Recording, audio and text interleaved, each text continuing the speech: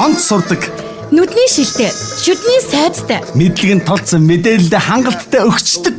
Дээрээс нь сахлыг мартаж болохгүй. Наач нүдний шилтэй баг ил байна штэ. Шилтэй багийн шинжлэх ухаан танин мэдхүй нэвтрүүлгээ өдөр бүр 10 цагаас хүлээн авсаасаарай. Эддэ шилтэй баг гэж та цагтаа хэлдэг шүү. Цагаан сайн байраарай да. Хөнгө маацраад мэдээлэл хүргээд явчихна гэсэн. Yes. Шилтэй баг.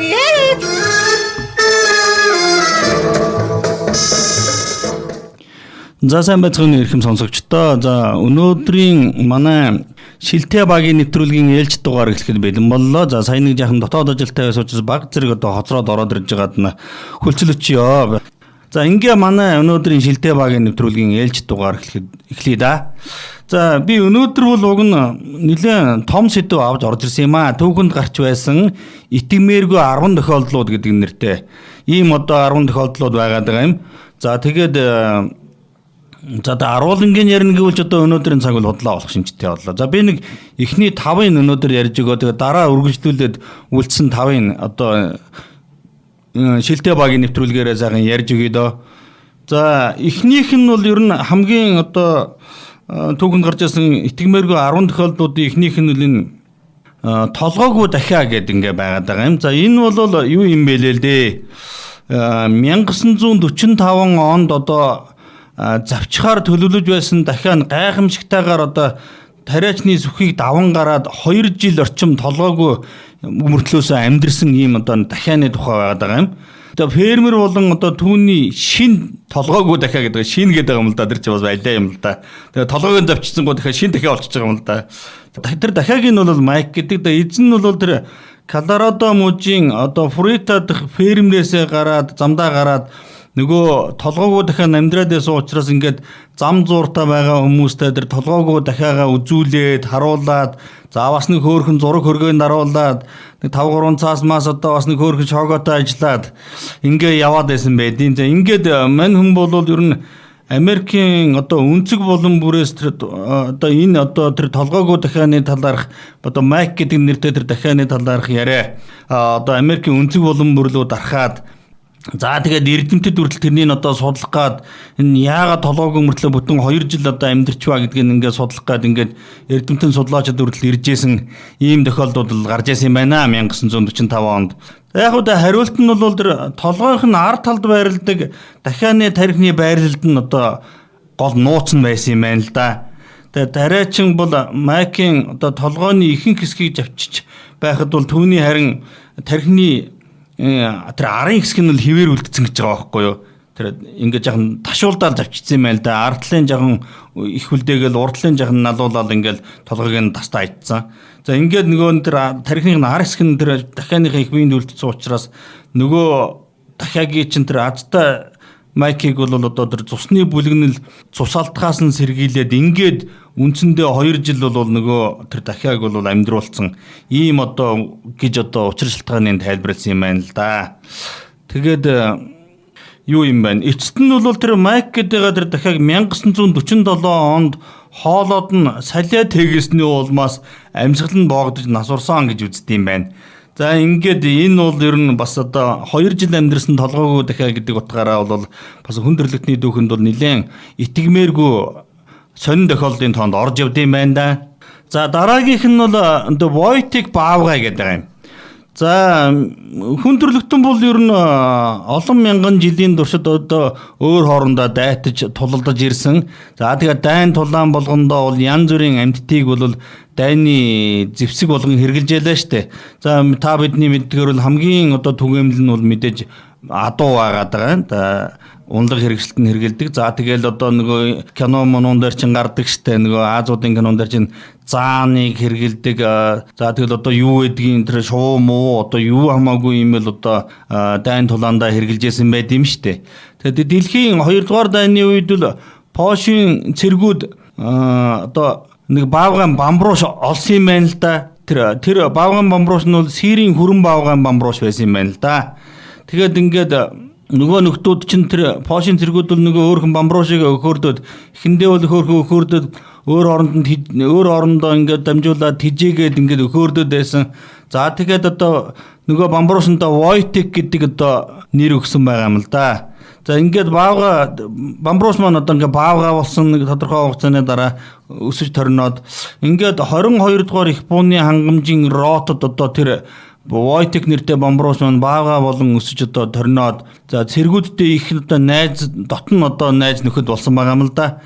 За ер нь бол цэргүүд бол тэрий чи хөөрхөн гэр орноо санаж байгаа дайн тулаанд орж байгаа цэргүүд чинь ер нь бол мань нөхрөөр л одоо тэр зугаагаа гаргаж одоо тэр стрессээ тайлжсэн юм. Тэгээ нөгөө Wojtek гэдэг баавгадаа өрл нөгөө тамхи татуулаад пяв шар айрыг уулгаал ингээд нөхрийг бол тэгээд байсан байдیں۔ Тэгээ Wojtek бол өсөж торноод одоо 40 настай хүнтэй тэнцвэт одоо насанд одоо нэг амтны нас чи юу гэдэг үлээ юу 3 сар болол одоо 1 настай тэнцдэг гэдэг лөө. Ингээд сүрхээ том би нас нь одоо гүйцээ би хаана гүйцээд ирэхин цагт бол нөгөө нөхрөө чи одоо Бамбруус шиг тэжээх бол амархан насан турш баавгаач одоо эрэгтэй хүнээс үл хэд хэдэн илүү хоол хүнс идэв штэ. Тэгэхээр чин за тэгээ нөгөө нөхдүүд чи хоорондоо ярилцж байгаад гүй энэ нөхрийг бол юусоо юу яая албан ёсоор цэрэг гэж бүртгэж явъя. Хоолны норм болгоё гэж ингэж хоорондоо ярилцсан байгаа юм л да. За тэгээд баавга бол 1944 оны 5 дугаар сард Италийн Монте Кассиногийн тулалдаанд оролцсныхаа дараа жирийн цэргийн албанаас Ахмад хүртлээ дэвшсэн байгаа мó гэж балаа юм аа. Одоо Ахмад баавга Ахмад Wojtek гэдэг нэртэй болсон байгаа юм л да. Тэгээд одоо Wojtek бол одоо фронтод байхдаа цэргүүдэд сумны хайрцаг зөөгт нь одоо тусалсан гэдэг юм байна. За ер нь сум зөөн гэдэг бол одоо дайн тулааны үед бол ер нь хамгийн хэцүү даалгавруудын нэг штэ нэг зөөжийн өмнө буудаад унагчих гэдэг. Тэгээ эн чинь хүн сум зөөх чинь хэдийг даах вүлээ. Сирийн одоо тэр хөвчийн хөрөн баавга сум зөөнүүд чинь хэдийг даах вүлээ. Бараг нэг 4-5 хүний дайны имийг бол ер нь өлгөөнд даачгаар л одоо чадaltaй амтан байгаа штэ тэр чинь бол. За тэгээ яг 45 онд бол дайн дуусаад тэр Ахмад Wojtek-ийг бол дайныг 5 дуулж одоо 9 одоо амьд гарч чадсан учраас Эдинбургийн амтны хүрээлэнд бол одоо шилжүүлэн өгсөн байгаа юм л да. За ингээд хүн төрлөختний дүүхэнд бол одоо дайнд одоо дэлхийн 2 дугаар дайнд Ахмад цолтой оролцсон Wojtek гэдэг одоо хөвчийн хөрөн баавганы түүх бол ийм байд юм байна. Энэ бол бас их сонирхолтой түүх юм байна да. Бас нөгөө манай нэг Монгол мөр чинь бас дэслэгч билүү цолтой Америкт одоо тэр дэлхийн 2 дугаар дайны үед Америкийн цэргүүдтэй хамт манай нэг монгол мөр бас одоо байжсэн тухай бас нэг түүх байдаг штэ. За тэгээ Берлин хүрсэн монгол мөр зэрэгэл ингээд байдаг. Гэхдээ баавгын түүх бол барай бас одоо та бүгдийн сонор түрээгүй баха илүү сонирхолтой байсан баха гэж бодож байна.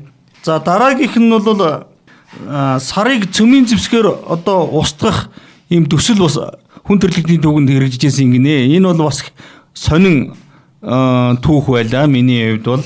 За би энийг сайхан ярьж өгье доо. За мэдээж хэрэг одоо сарыг цөмийн зэвсгээр устгах гэдэг бол та бүгдийн толгойд бол ер нь байж боломгүй сонсогдож байгаа байх л да өнөөгийн нөхцөл байдалд бол. Гэхдээ энэ тэр 1960-аад оны үед бол 60-70-аад оны үед бол тэр чинь Америкчүүдийн хувьд бол ерөөсөө үнэхээр ийм төсөл хэрэгжүүлж ирсэн гэж байгаа байхгүй юу. За мэдээж хэрэг нөгөө тухайн үед чинь дэлхийн 2 дугаар дайны дараа чинь бол ер нь дэлхийд бол 2 том гүрэн ноёлогч анжлаад гараад ирсэн. За нэг нь бол одоо зөвлөлт холбоот улс, нөгөөх нь Америкийн нэгдсэн улс. 2 том одоо системийг ахалж ялаа штэ энэ хоёр чинь ингээд дэлхий чинь бол голоороо 2 хавагдсан байсан үе штэ бидний одоо та бүгд мэдэндээ арай нас их мөгөөд нь бол.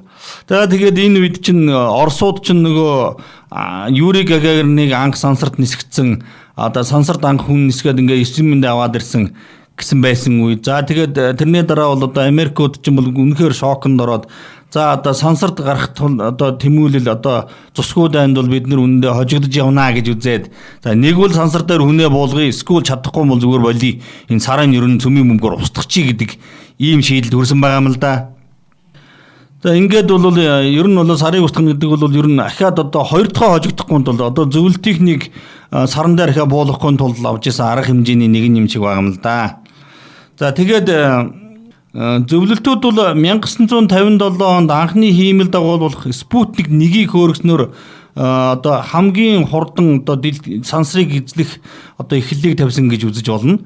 За тэгээд Америкууд бол за одоо ерөөсөө нэг жацаг алдсан байгаа юм л да өмдөндөө.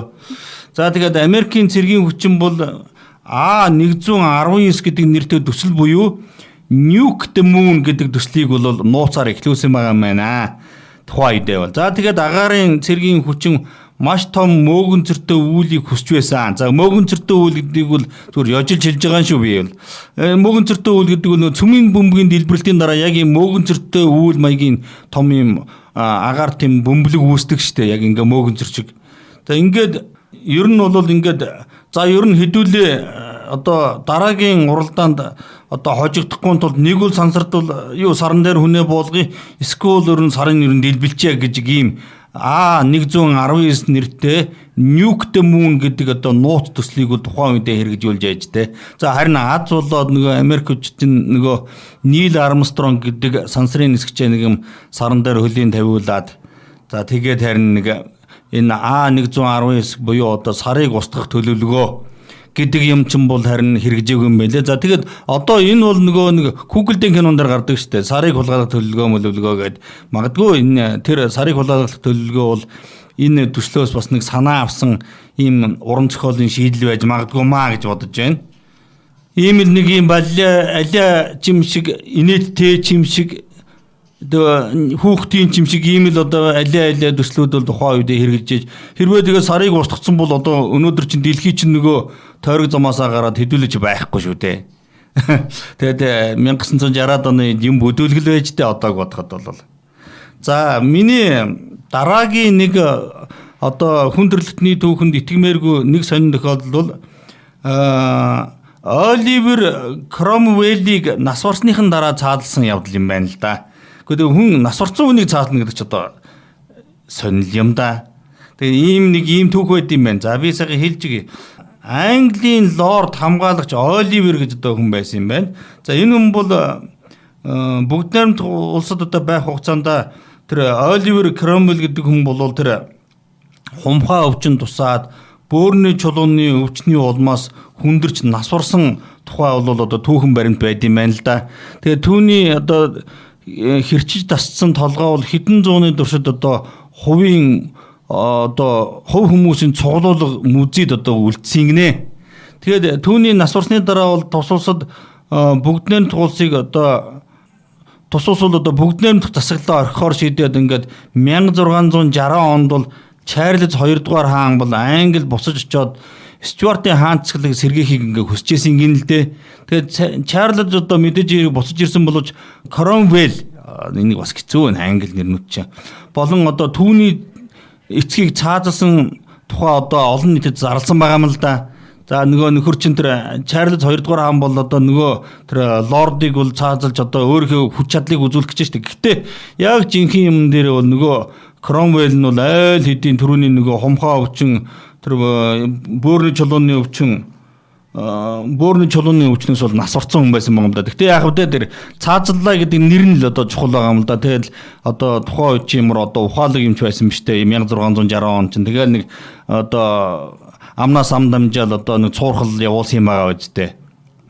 За тэгээд тухайн үедээ бол Чарльз 2 дугаар хааны бол одоо 90 сурвалжж байсан одоо хамгийн нэг номерын дайснуудын жагсаалтын тэргуунд бол мэдээж хэрэг төрөний ярьсан Кромвелл байсан.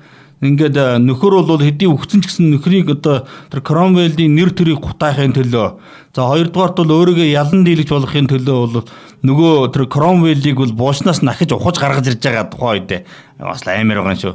За тэгээд одоо тэр өгцөн тэр одоо зогцсных нь толоог нь дастаж цаазлах одоо цаазын үйл ажиллагааг явуулсан байгаа шүү дээ.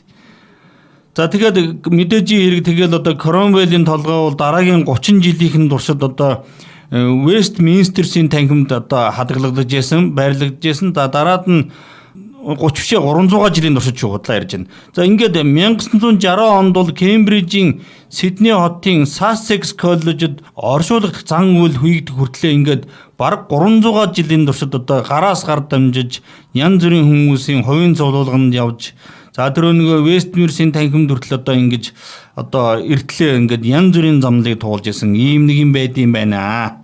За ийм нэг сонирхолтой түүхэн итгэмээргүй баримтууд байд юм байна да. За тэгээд хүнч тэгээ сонин ч юм аа да тэгээд. За ийм байна да. Тэгээд юу яа. За сүүлийн за нэг 10 баримт бэлдсэн боловч одоо 4-ийг би хэлжлээ. За 5 дахь баримтыг би бас хэлээд өгье. За Хенри 1-р хаан хит их одоо ламп эзний улмаас одоо нас барсан гэдэг ийм сонирхолтой түүхэнд одоо хүн итгэмээргүй юм баримт байд юм байна. За хачирхалтай өөхөх тохиолдлуудын одоо нэг нь гэж үздэг юм байна л да. Энэ бол за 1100 оноос 1135 онд бол цаг бусаар нас хүртлээ бол ширээн зуусан Генри 1-р хаан ламп идэх дуртай байсан гинэ. За ламп гэдэг нь бол одоо юу гэдгиймдээ одоо нэг юм гөрүүлшгэл амтын юм байна л да. Тэгээд мань тэр Хенри 1-р хаан бол тэр ламп гэдэг загсандаа яагаад дуртай байсныг би сайн мэдэхгүй юм да. Одоо тэгээд энд тэр ламп гэдэг нь болохоор тэр ирүүгүй тэр могоо загас шиг хэлбэртэй тийм үрлэг гөрүүл маягийн амтан байсан гинэ. Тэгээд хэдийгээр бол одоо хүн хараад бараг с 'жиг хүрээжтэй тийм амтны ч одоо одоо тэр хонь нөхөр малуу янз бүрийн галуу малуу тэр дахиад шувуу гэдэг нэг сайхан махнууд баг чинь заавал очиж тэр гөрвлийн махыг идэж явна гэдэг чинь тэгэл сонирхол юм л да. Хэдгээрийг одоо хэдийгээр бол тэр ламбыг одоо амттай гэж тодорхойлсон ч гэсэн мэдээжийн хэрэг ихээр иддэг хоол бол яавч биш тийм ээ. За Генри 1-р хаан бол одоо тэгээд өөрөө бол одоо тэр тухайгаа бол хүн амьтанд одоо хэлэхгүй байхыг гуйдаг байсан гинэ. Мэдээж хэрэг одоо нэг янз бүрийн гаж амтын идэд энэ гэвэл ард түмэн гэсэн эвгүүцэн штэ.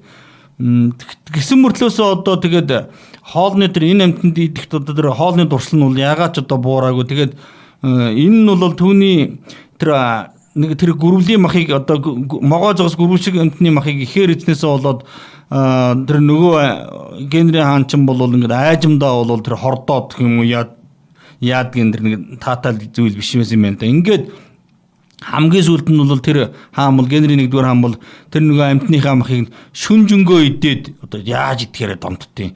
Ингээд одоо мэдээж хэрэг тэр шүнжэнгөө идсэн чим тэр биеийн дийлэхгүй ингээд нас орж исэн гинэ. За энэ бол одоо тэгээд бас нэг хаадуудын түүхэнд гарч исэн бас нэг хамгийн гаж ч юм уу одоо нэг муухай ч юм уу бас өрмөц ч юм уу хүн итгэхэд өмшвэргүй ийм одоо тохиолдлын тоонд орд юм байна. Гол нь тэр лампра гэдэг тэр могоо загас шиг амтан бол өөрөөсөө тийм хорт бодис ялгаруулдаг байсан гэж одоогоор бол эрдэнэтэд тааварлаж байгаа юм байна л да.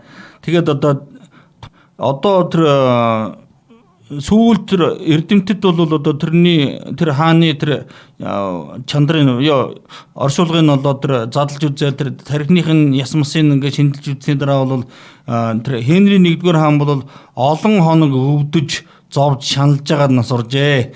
Энэ одоо юмдаа хордоод гэсэн ийм одоо дүгнэлтийг хийсэн байт юм байна. За ингээд манай өнөөдрийн нэвтрүүлэг өндөрлөө. Цааш нь үргэлжлүүлээд дуу хөгжмийн цагийг та бүгд маань үргэлжлүүлээд сонсоод яваарай. За баярлалаа баяртай.